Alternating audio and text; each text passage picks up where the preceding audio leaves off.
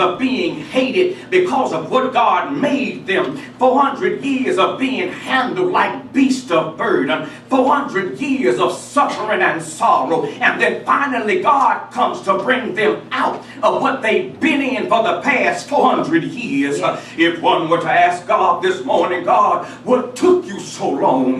Why did you allow your people to stay in such a heinous position for 400 years? God, how could you be so loving and just sit back and watch them suffer what they suffer day in and day out? God, we know that you're a caring, benevolent God, but why did you wait for 400 years before you rescued your people from the hand of Pharaoh? If one were to ask God that question this morning, perhaps God would return an answer and just say, I was just waiting for the iniquity of the Amorites to become full. Right. See, this is deeper than just what you're going through. Right. God can see something that you can't. And when God knows that there is a place that he's intending to send you, God is not going to send you into an unprepared place. Right. Are you with me this morning? Right. And look back at Genesis chapter 15 and beginning at verse number 13, let me remind you that when God first introduced the idea to Abraham that his seed were going to be possessors of the land of Canaan, God informed him that his seed was going to serve a nation to whom they would belong for 400 years. Yes. God also gives a reason for them having to be in that place for 400 years. Genesis chapter 15 and beginning at verse number 13, the Bible says, and he said unto Abram, surely know of a surety that thy seed shall be a stranger in a land that is not theirs, and shall serve them, and they shall afflict them 400 years. And also that nation, he's talking about Egypt now, whom they shall serve. God says, I will judge. And afterward, after I judge them, for doing to them what they're going to do to them, God says they shall come out with great substance. Notice, hundreds of years before it takes place, God already informs Abraham that his children are going to go through some difficult times. I just thought I ought to inform you this morning that you're going to go through some difficult times. Times are going to get hard before they get better. We're looking for things in our life to get better. But there are times when you got to go through your Egypt experience before you can get to the promised land.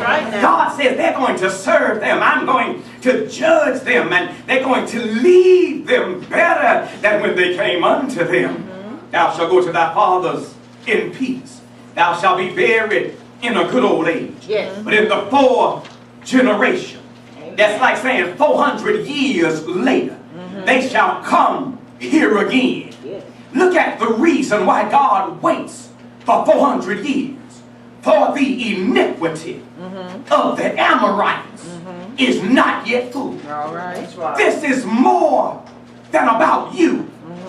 God has a place for you, but he's not going to send you there until the place is ready for your arrival. There are times in our lives when we're ready for Canaan, but the reality is Canaan ain't ready for us. Come on in the room this morning. Let me drop that in your spirit for the week.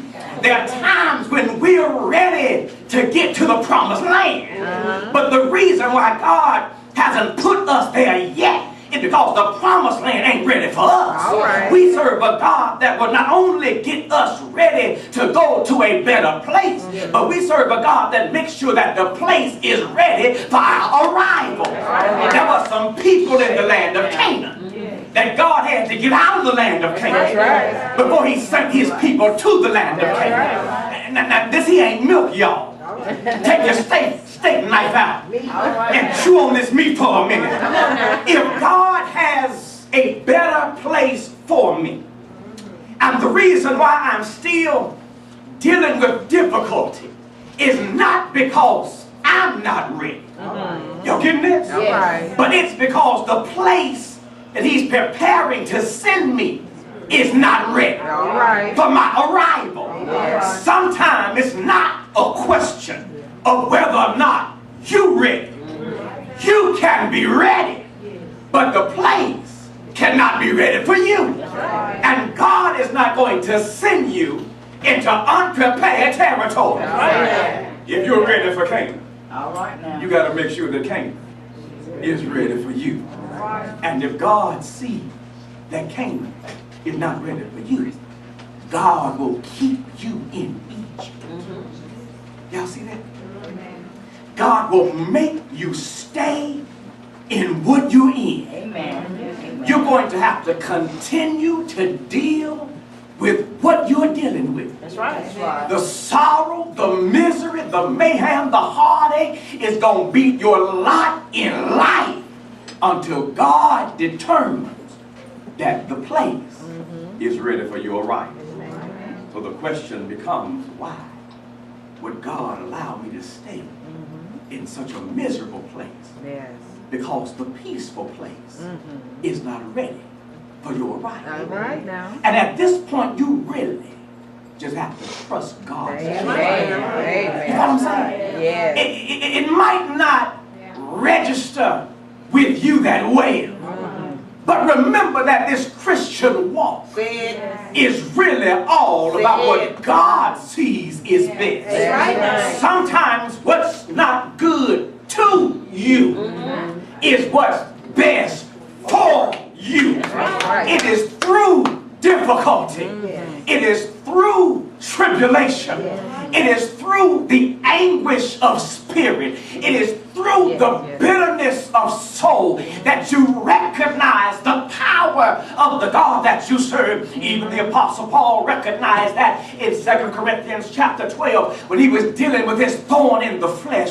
Paul said, I petitioned God 3 times that he might take this thorn out of my flesh. I asked God on 3 different occasions, Lord, take it from me. Don't let me continue to deal with the same old thing over and over again. Lord, get me out of it. Lord, help me with it. Lord, remove it from my life. These are things all of us have said. And God's answer to Paul was, my grace is sufficient for you.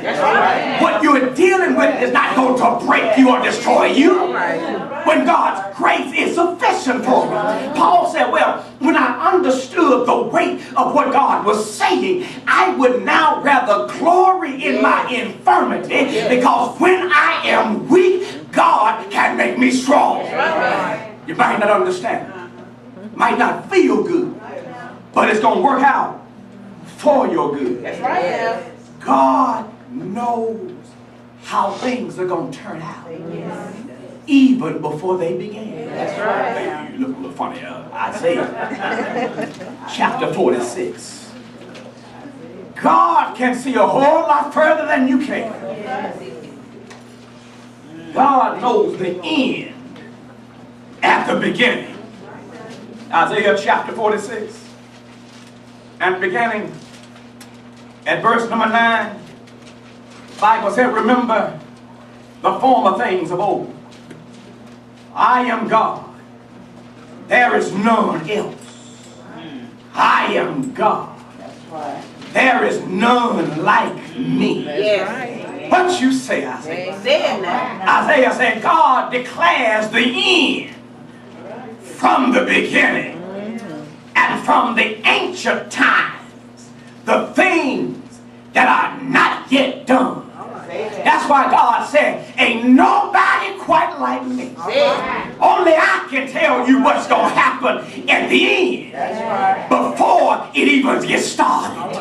Amen. Up in here. God can see further than we can. And he knows what's happening in the place where we're trying to go. And sometimes we think that we know what's best for our lives because we just want to get out of whatever the troublesome situation is. And we figure that if we could just get out, then that's the answer to our problem. But God is not going to let us out until he's ready for us to get out. Sometimes we're ready for Canaan. But Canaan Ain't ready for.